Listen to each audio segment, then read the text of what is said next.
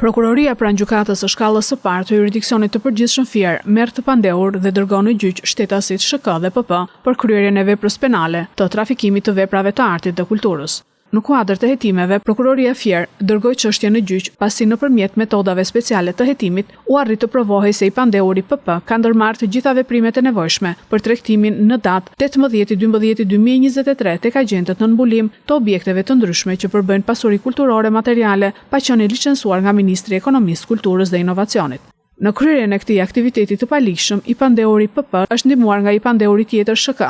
Të pandehurit PP janë sekuestruar pasuri kulturore materiale të luajtshme, pushk revole, objekti shekullit të 18, ikon Lindja e Krishtit e fazës përmbyllëse të pikturës pas bizantine, portret Eros, koka e një fëmije, skulptur me mermer të bardhë, epitafi, vajtimi i mbivorshëm me material tekstili dhe qëndisje, ndërsa figurat e shenjtorëve janë të realizuara me metal. Në përfundim të gjykimit, gjykata e shkallës së parë Fier ka vendosur deklarimin fajtor të pandehurve PP dhe SHK për akuzat që u atribuoheshin.